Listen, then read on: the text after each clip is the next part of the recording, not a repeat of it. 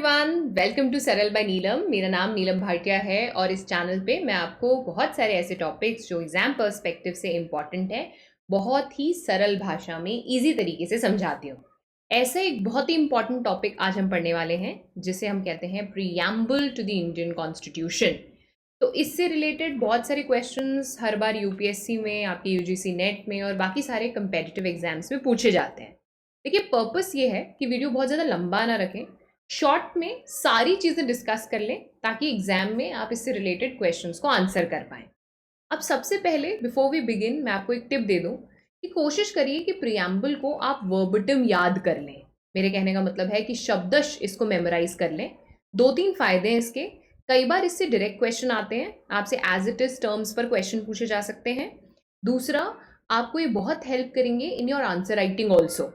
तो आप यहाँ से चीज़ें उठा के एज इट इज़ अपने आंसर्स में भी कोट कर सकते हैं, specifically for your GS paper 2 अगर आप यूपीएससी की प्रिपरेशन कर रहे हैं। तो अगर आपने कॉन्स्टिट्यूशन का प्रियम्बल मेमोराइज नहीं किया है तो मेमोराइज कर लीजिए। और एक छोटा सा होमवर्क मैं आपको दे रही हूँ कि मेमोराइज करने के बाद इस वीडियो के कमेंट सेक्शन में प्रियम्बल लिखिए। मतलब ऑब्वियसली आप टाइप करेंगे तो टाइप करिए without looking at the preamble. ये छोटा सा टास्क कंप्लीट करिए and I am sure this will help you long term. तो do try this out. Now let us first understand कि प्रियम्बल होता क्या है। देखो, जब भी आप कोई बुक पढ़ते हो तो आप उसका इंट्रोडक्शन पढ़ते हो। इंट्रोडक्शन पढ़ के आपको ये समझ में आता है कि ये बुक किसने लिखी है, क्यों लिखी है, इस बुक का पर्पस क्या है, मेजरली इस बुक में आपको क्या क्या मिलेगा, वो सब कुछ आपको अबाउट अस या इंट्रोडक्शन में मिल जाएगा। इसी तरह से कॉन्स्टिट्यूशन का सारा इंट्रोडक्शन हमें प्रियम्बल में मिलता है। मतलब ये कॉन्स्टिट्यूशन किसने बनाया, ये कॉन्स्टिट्यूशन अचीव क्या करना चाहता है, इस कॉन्स्टिट्यूशन का नेचर क्या है, इस कंट्री का नेचर क्या है। So everything right from the source of the Indian Constitution, the nature of India as a state, what are the objectives that we are trying to achieve, ये सब हमें प्रियम्बल को देखकर पता चल जाता है। आप इसे ऐसे समझ सकते हैं कि प्रियम्बल का लिटरल मीनिंग होता है टू वॉक बिफोर। अब मान लीजिए कि मुझे कोई एक स्टेज पर एक अच्छा टॉक देना है, तो मुझे कोई इंट्रोड्यूस करेगा और बोलेगा now we have in front of us ma'am Neelam Bhatia. तो वो क्या कर रहे हैं, मेरे से पहले जाके मुझे इंट्रोड्यूस कर रहे हैं। ऐसे ही कॉन्स्टिट्यूशन से पहले आकर प्रियम्बल इंडियन कॉन्स्टिट्यूशन को इंट्रोड्यूस करता है, इसीलिए उसे कहते हैं प्रीएम्बल या फिर to walk before the constitution. ये हो गया मीनिंग ऑफ प्रियम्बल। अब देखिए, समझते हैं कि प्रियम्बल का हिस्टोरिकल बैकग्राउंड क्या रहा है। तो देखिए, जब हमारा कॉन्स्टिट्यूशन बन रहा था तो उस कॉन्स्टिट्यूशन को बनाने की जिम्मेदारी दी गई थी कॉन्स्टिट्यूएंट असेंबली को। तो बेसिकली कॉन्स्टिट्यूएंट असेंबली क्या थी, वो बॉडी जो कॉन्स्टिट्यूशन को बनाने के लिए रिस्पॉन्सिबल थी। अब दिसंबर 13, 1946 को इसी कॉन्स्टिट्यूएंट असेंबली में जवाहरलाल नेहरू ने एक ऑब्जेक्टिव रेजोल्यूशन प्रस्तुत किया था। ऑब्जेक्टिव रेजोल्यूशन मतलब ये एक ऐसा रेजोल्यूशन था जिसमें ये बताया गया कि हम इस कॉन्स्टिट्यूएंट असेंबली में क्या करना चाह रहे हैं, जो कॉन्स्टिट्यूशन हम बनाएंगे वो कौन से गोल्स अचीव करना चाहता है। So understand this, constituent assembly बैठी है, कॉन्स्टिट्यूशन बनाने के लिए बैठी है, तो उसे ये तो पता होना चाहिए कि ये कॉन्स्टिट्यूशन हम बना क्यों रहे हैं, क्या गोल्स और क्या ऑब्जेक्टिव्स हम इस कॉन्स्टिट्यूशन से अचीव करना चाहते हैं। तो ये काम दिया गया था टू द कॉन्स्टिट्यूएंट असेंबली और इसी के लिए जवाहरलाल नेहरू ने प्रस्तुत किया ऑब्जेक्टिव रेजोल्यूशन। तो ऑब्जेक्टिव रेजोल्यूशन का काम क्या था, ऑब्जेक्टिव रेजोल्यूशन एक गाइड की तरह काम करेगा for the members of the constituent assembly, ताकि उनको पता हो कि ये कॉन्स्टिट्यूशन बनाकर हम अचीव क्या करना चाहते हैं। इंटरेस्टिंगली माय डियर स्टूडेंट्स, यही ऑब्जेक्टिव रेजोल्यूशन बाद में कन्वर्ट हो गया in preamble with some changes of course. Idea क्या था, ऑब्जेक्टिव रेजोल्यूशन भी गोल्स डिफाइन कर रहा था और प्रियम्बल भी क्या बताता है कि इंडियन कॉन्स्टिट्यूशन के क्या गोल्स और ऑब्जेक्टिव्स हैं। तो इसी ऑब्जेक्टिव रेजोल्यूशन को बाद में अडॉप्ट किया गया as preamble to the Indian constitution. तो ये था a little background about the preamble. अब हम समझते हैं कि इस प्रियम्बल को देखकर हमें क्या क्या पता चलता है। तो बेसिकली हम ये डिस्कस करेंगे that what are the components of the preamble. तो चलो, इसके लिए मैं पहले आपको एक बार प्रियम्बल दिखाती हूँ। तो सबसे पहले प्रियम्बल को देखकर हमें पता चलता है what is the source of the Indian constitution. मतलब ये कॉन्स्टिट्यूशन आया कहाँ से, क्या ये हमें ब्रिटेन ने दिया, क्या ये हमें किसी फॉरेन पावर ने दिया या ये हमने खुद बनाया है? तो पहले जो कुछ शब्द हैं, we the people of India, हमें बताता है about the source of the Indian constitution. अब परेशान मत होइए, हर एक वर्ड को हम डिटेल में डाइसेक्ट करेंगे, पर सबसे पहले समझिए कि प्रियम्बल हमें बताता क्या है, source of the Indian constitution. फिर हमें प्रियम्बल ये कुछ शब्द देता है, sovereign, socialist, secular, democratic, Republic. ये शब्द हमें बताते हैं कि हमारा जो इंडियन कॉन्स्टिट्यूशन है, इंडिया एज अ कंट्री है, उसका नेचर क्या होगा। तो जैसे आप में से कुछ लोग गुस्सैल होंगे, कुछ काइंड होंगे, कुछ हैप्पी होंगे, ये आपका नेचर है। ऐसे ही हमारे इंडिया का भी नेचर है कि इंडिया डेमोक्रेटिक है, सेक्युलर है, सोशलिस्ट है। तो हमें पता चलता है what is the nature of the Indian state. Third चीज हमें पता चलती है कि इस कॉन्स्टिट्यूशन से हम अचीव क्या करना चाहते हैं, जिसको हम बोलते हैं objective. What is that we are trying to achieve through this constitution. तो भैया हम जस्टिस लाना चाहते हैं देश में, लिबर्टी लाना चाहते हैं, इक्वालिटी लाना चाहते हैं, फ्रेटर्निटी लाना चाहते हैं। तो हमें क्या मिला, ऑब्जेक्टिव क्या अचीव करना चाहते हैं, वो भी हमें क्या देखकर पता चलेगा, प्रियम्बल। और फाइनली हमें पता चलता है वो डेट जिस दिन हमने इस कॉन्स्टिट्यूशन को अडॉप्ट किया था। देखिए ये फाइनली इम्प्लीमेंट हुआ था 26 ऑफ जनवरी 1950 को, पर अडॉप्ट कर लिया गया था ऑन 26 ऑफ नवंबर 1949। तो फाइनली प्रियम्बल को देखकर हमें क्या क्या पता चलता है, हमें पता चलता है about the source of authority of the constitution. मतलब ये कॉन्स्टिट्यूशन आया कहाँ से, तो सोर्स क्या है, we the people of India, यानी ये संविधान हमने ही बनाया है, किसी बाहर के पावर ने हमें ये संविधान नहीं दिया है। Second, nature of the Indian state, तो हम सॉवरेन हैं, सोशलिस्ट हैं, सेक्युलर हैं, ये हमारा नेचर है। थर्ड, ऑब्जेक्टिव, इस कॉन्स्टिट्यूशन को बनाकर हम अचीव क्या करना चाहते हैं अपने देश में, हम लिबर्टी चाहते हैं, इक्वालिटी चाहते हैं, फ्रेटर्निटी चाहते हैं, ये ऑब्जेक्टिव है। और फाइनली डेट ऑफ अडॉप्शन, तो वो जो डेट आप देख रहे थे 26 of November 1949, that is the date of adoption, जिस दिन हमने संविधान को अडॉप्ट किया। अब क्या करेंगे, एक एक शब्द को डिटेल में समझेंगे। तो चलो लेट्स गेट स्टार्टेड। सबसे पहला वर्ड है we the people of India. तो जैसा कि मैंने आपको कहा, ये हमें बताता है source of the Indian constitution. तो ना तो ये कॉन्स्टिट्यूशन हमें ब्रिटिश ने दिया, ना ये कॉन्स्टिट्यूशन हमें और किसी फॉरेन पावर ने दिया, ये हमने ही हमारे लिए बनाया है।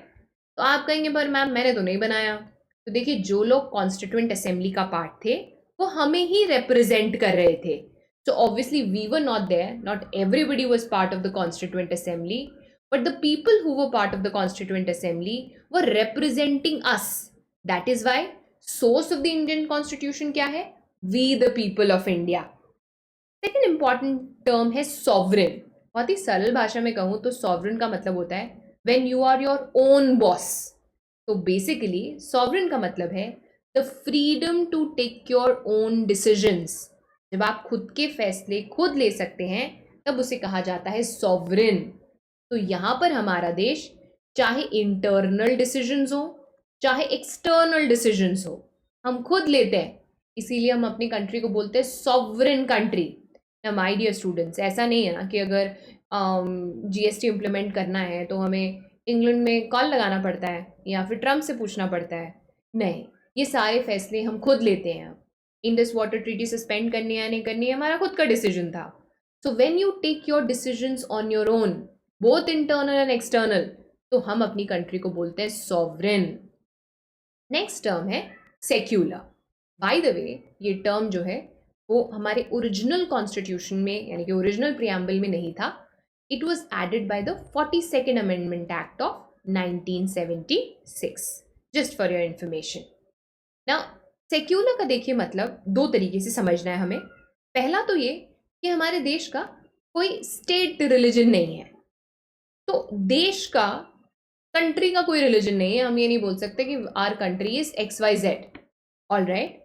तो state has no religion but the people are free to practice, profess and propagate any religion that they want to. तो आप कोई भी रिलीजन फॉलो कर सकते हैं, आपको कोई नहीं रोक सकता। आप चाहे तो आप एथीस्ट भी हो सकते हैं, इनफैक्ट आप अपने रिलीजन को प्रमोट भी कर सकते हैं, दूसरे लोगों को अपने रिलीजन के बारे में बता भी सकते हैं। So state has no religion, but you can have any religion or no religion if you want to.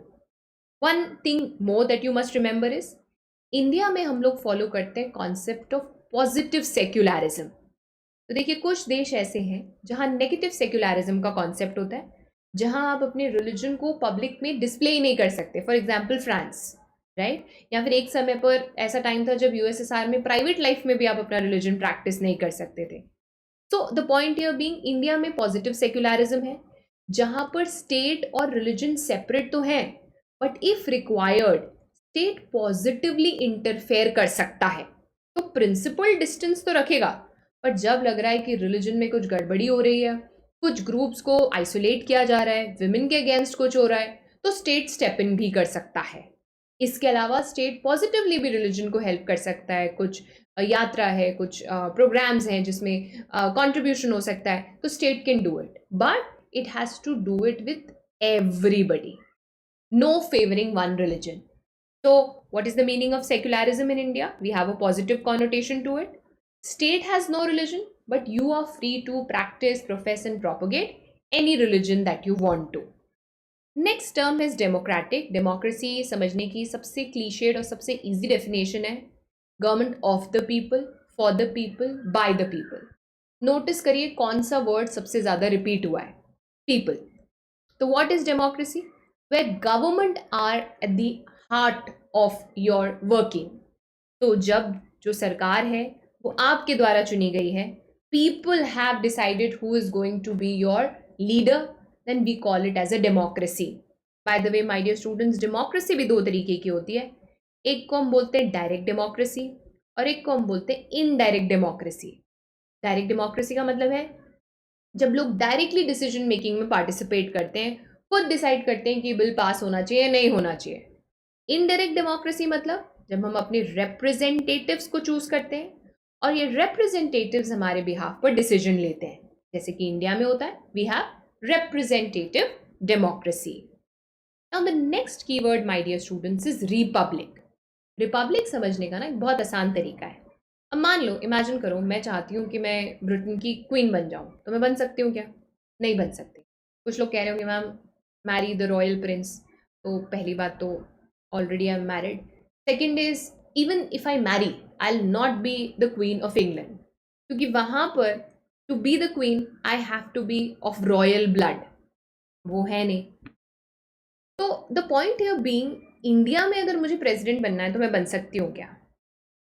Provided I meet the required qualification, that is age, etc., I can be the president. तो head of the state in India, who is the head of the state by the way? Head of the state is president. तो head of the state in India is not hereditary in nature. कहने का मतलब ये है कि कोई भी president बन सकता है बिकॉज राजा का बेटा राजा नहीं बनेगा. We don't have the concept of hereditary head of the state. Whereas my dear students, अगर आप यूके में जाएंगे तो वहाँ पर the royal blood is mandatory to be the head of the state. तो what is a republic? Simple definition याद रखिएगा. When the head of the state is an elected entity, not a hereditary entity, elected entity. अब चाहे election direct हो चाहे indirect हो, कोई फर्क नहीं पड़ता.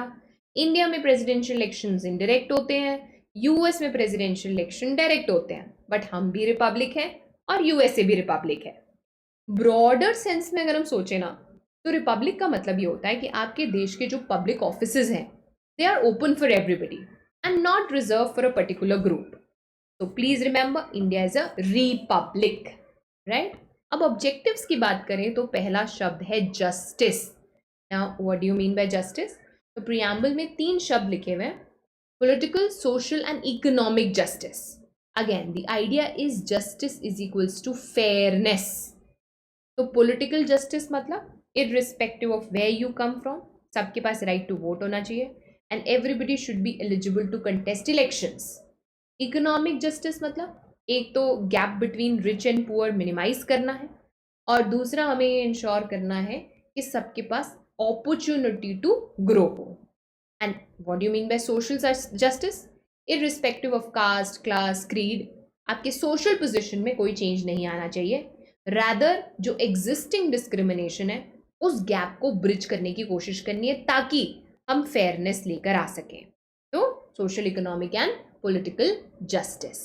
लिबर्टी, अब लिबर्टी का दो मतलब है। पहला, there should be no constraints.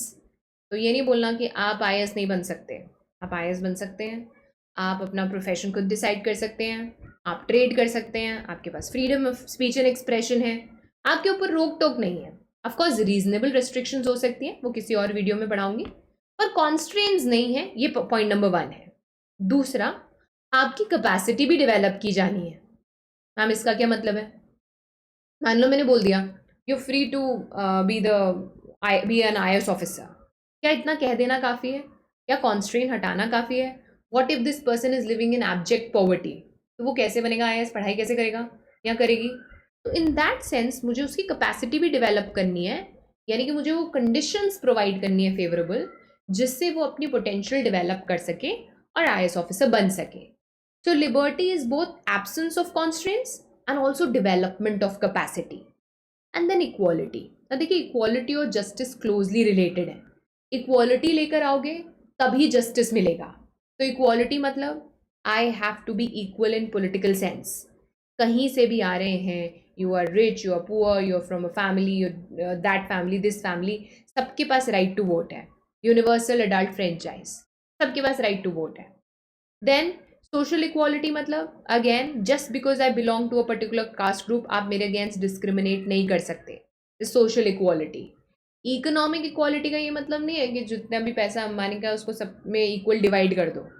Equality का यहाँ पर मतलब है कि जो gap between rich and poor है उसको मिनिमाइज करने की कोशिश करनी है 1, और सब लोग बेसिक्स अफोर्ड कर पाए 2, तब हम कह सकते हैं इकोनॉमिक इक्वालिटी।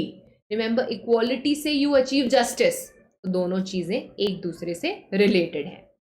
देखिए फ्रेटर्निटी का मतलब होता है ब्रदरहुड।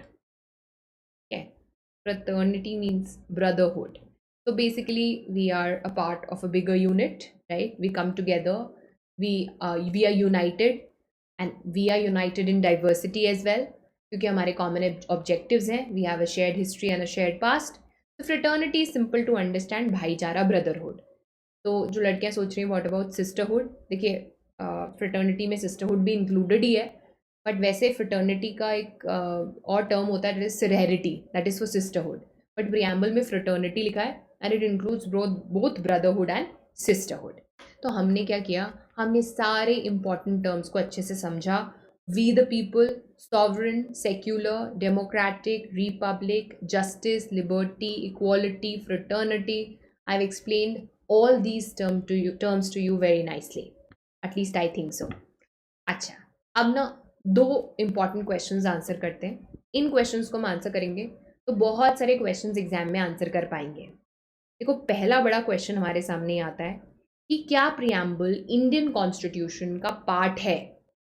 देखो यही क्वेश्चन कोर्ट के पास भी आया था कि क्या प्रियम्बल को इंडियन कॉन्स्टिट्यूशन का पार्ट माना जाए, और इसके लिए जो सबसे पहला जजमेंट आया उसको बोलते हैं बेरूबारी यूनियन केस ऑफ 1960। अब देखो इस केस में सुप्रीम कोर्ट ने कहा कि प्रियम्बल जो है वो कॉन्स्टिट्यूशन का पार्ट नहीं है। बेरूबारी केस में क्या बोला गया कि प्रियम्बल कॉन्स्टिट्यूशन का पार्ट नहीं है, वो सिर्फ एक इंट्रोडक्शन है। उससे हमें सिर्फ ये पता चलता है कि कॉन्स्टिट्यूशन का पर्पस क्या है, पर वो अपने आप में कोई अथॉरिटी कैरी नहीं करता, इसीलिए वो इंडियन कॉन्स्टिट्यूशन का पार्ट नहीं है।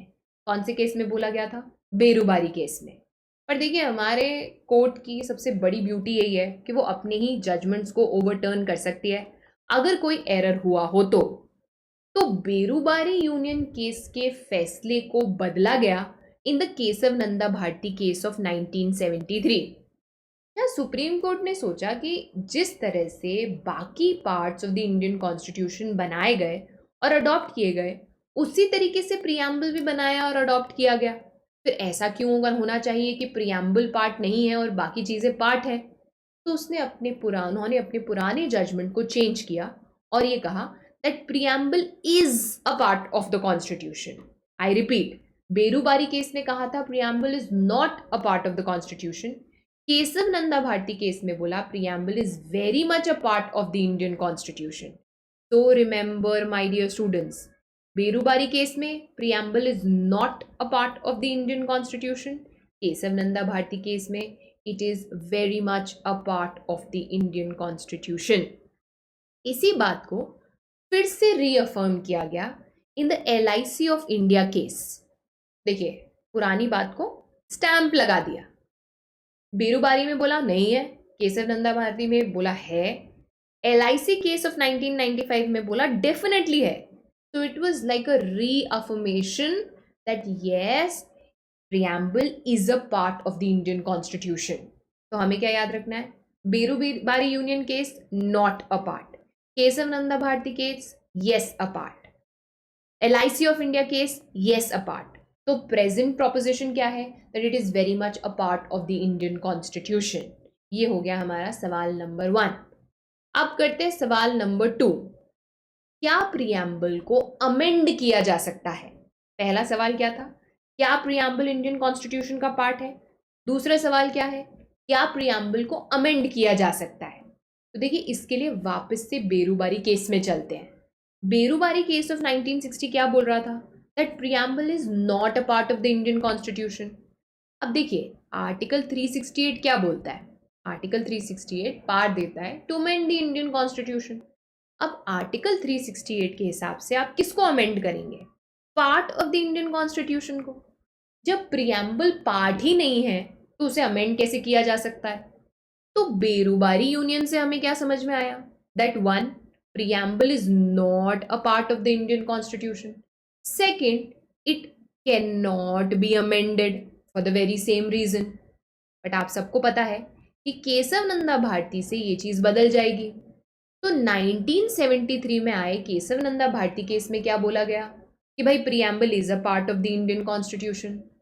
अब क्योंकि आर्टिकल 368 के हिसाब से you can amend any and every part of the Indian constitution, तो भाई फिर आप प्रियम्बल को भी अमेंड कर सकते हैं. तो केशव नंदा भारती केस ने क्या बोला? 1, preamble is part of the Indian constitution. Second, it can be amended. But रुको, there is a third thing also. तीसरी चीज ये बोली गई कि even though you can amend the preamble but you do not have to disturb the basic structure. तो amendment कर सकते हो, लेकिन इस तरह से करना है कि कॉन्स्टिट्यूशन के बेसिक स्ट्रक्चर को टच नहीं करना. अगर आप चाहते हो कि मैं बेसिक स्ट्रक्चर पर एक डिटेल्ड वीडियो बनाऊं तो मुझे इस वीडियो के नीचे बताना. अभी के लिए इतना समझ लो कि बेसिक स्ट्रक्चर वो कोर प्रिंसिपल्स हैं जो एक कॉन्स्टिट्यूशन को बनाते हैं. अगर उनको हटा दो तो कॉन्स्टिट्यूशन की आइडेंटिटी खत्म हो जाएगी. जैसे मान लो लिबर्टी निकाल दिया या जस्टिस निकाल दिया तो हमारी कोर आइडेंटिटी खत्म हो जाएगी. तो क्या बोला गया कि प्रियम्बल को अमेंड तो कर सकते हो, but while doing so remember that you don't have to change the basic structure. तो हमारे सेकंड सवाल का जवाब क्या है? Can preamble be amended? Berubari case ने बोला ना, केशव नंदा भारती केस ने बोला हाँ, but with a condition that you cannot amend the basic structure. That is why, my dear students, 42nd Amendment Act of 1976 से ये अमेंड किया भी गया था. तो 3 नए शब्द ऐड किए गए थे: secular, socialist and also integrity, जो ओरिजिनल प्रियम्बल में नहीं थे. तो what is the conclusion? Is preamble a part of the Indian constitution? Yes. Can preamble be amended? Yes, but without disturbing the basic structure. इसी के साथ हमने सारे important dimensions on preamble complete कर लिए हैं. बट मुझे ऐसा लगता है अपनी प्रेपरेशन तब पूरी होगी जब हम इस पे कुछ क्वेश्चंस भी सॉल्व कर लें. तो इसी चैनल पे मैंने एक वीडियो बनाया था जहां 10 इंपॉर्टेंट क्वेश्चंस हमने डिस्कस किए हैं on preamble of the Indian constitution. उसका लिंक मैं इस वीडियो के नीचे दे दूंगी. तो do watch that video also, try solving those questions and let me know your score there. So my dear students, if you need a PDF of this video तो आप हमारे टेलीग्राम चैनल को join कर सकते हैं या फिर website के नोट्स सेक्शन से भी डाउनलोड कर सकते हैं. I hope the video was useful to you. All the very best and happy learning.